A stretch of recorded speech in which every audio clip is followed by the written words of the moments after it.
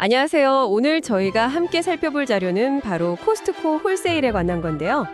마침 코스트코가 2025 회계연도 3분기 실적을 발표했는데 숫자가 아주 인상적이더라고요. 매출은 8% 늘고 순이익은 13%나 증가했다고요.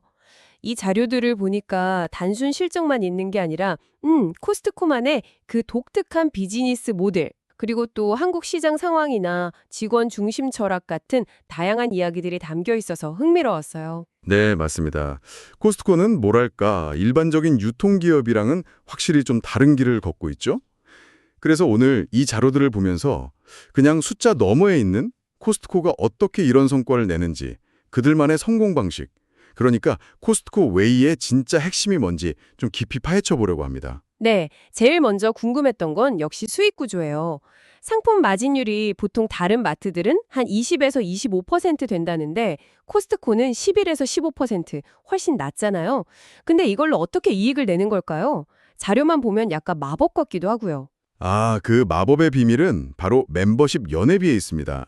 이게 정말 기가 막힌 방식인데요. 네, 2022년 기준으로 보면요. 연회비로 번 돈이 전체 영업이익의 절반이 넘어요. 54% 정도니까요. 전 세계적으로 1억 1천만 명이 넘는 회원들이 꼬박꼬박 내는 이 회비가 있으니까 상품에서는 거의 이익을 안 남겨도 되는 거죠. 그러면서 가격을 확 낮출 수 있는 거고요. 이게 단순히 수익원을 넘어서 강력한 가격 경쟁력이라는 일종의 방어막 역할까지 하는 셈입니다. 와, 게다가 그 회원 갱신율이 전 세계 평균이 90%가 넘고 특히 북미는 92.7%나 된다고요. 고객 충성도가 정말 대단하네요.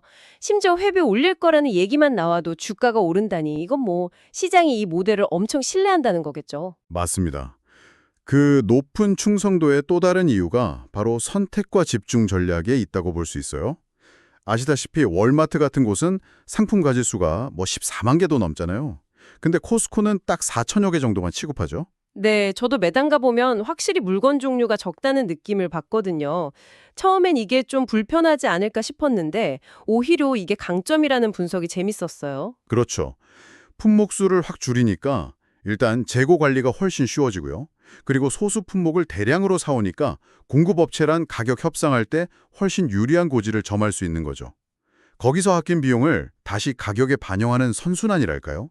또 커클랜드 시그니처 같은 자체 브랜드, PB 상품 비중이 거의 30%나 되잖아요. 이걸로 품질도 잡고 가격 경쟁력도 확보하고요. 아, 그러네요. 고객 입장에서는 코스코가 골랐으니 믿을만 하겠지 하는 신뢰도 생기고 또 이것저것 고르는 피로감도 줄겠어요. 191 카드 정책도 결국 같은 맥락이군요. 수수료 아껴서 가격 낮추려는 거. 네, 맞습니다. 결국 다 가격 경쟁력으로 이어지는 거죠. 이런 효율성 말고도 그 창업자의 철학, 직원에게 최선을 다하라라는 원칙도 참 인상 깊었어요. 실제로 시급도 높고 복지도 좋아서 직원 만족도가 높고 그래서 이직률도 월마트 같은 데 비하면 훨씬 낮다고요. 11%대 40%면 차이가 크네요. 이게 결국 서비스 품질로 이어진다는 분석 상당히 와닿더라고요. 근데 여기서 좀 흥미로운 지점이 주신 자료 중에 한국 코스트코 관련 내용을 보면 이 원칙이 좀 흔들리는 거 아니냐 이런 시각도 있다는 거예요. 최근에 한국 시장 성장세가 예전만 못하잖아요. 2022년에 3% 성장했는데 그전에는 막 18%, 8%씩 성장했거든요.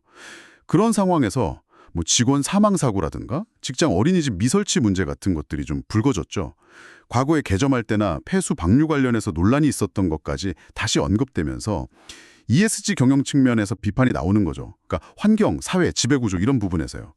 창업자 철학이랑 실제 운영 사이에 좀 거리가 있는 거 아니냐 이런 지적인데요.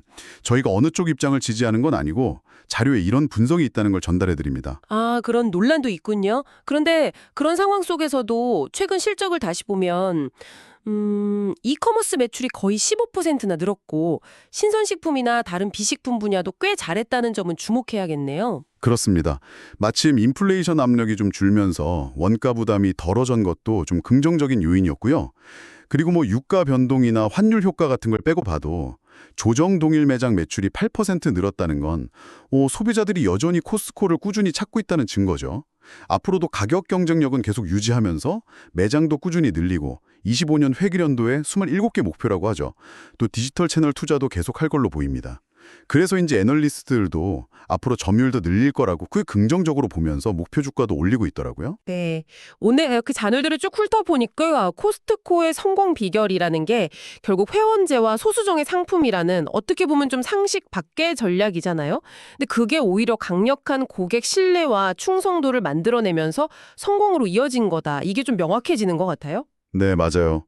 좋은 물건을 정말 싸게 판다는 그 약속을 비즈니스 모델 그 자체에 아주 영리하게 또 철저하게 심어 놓은 것.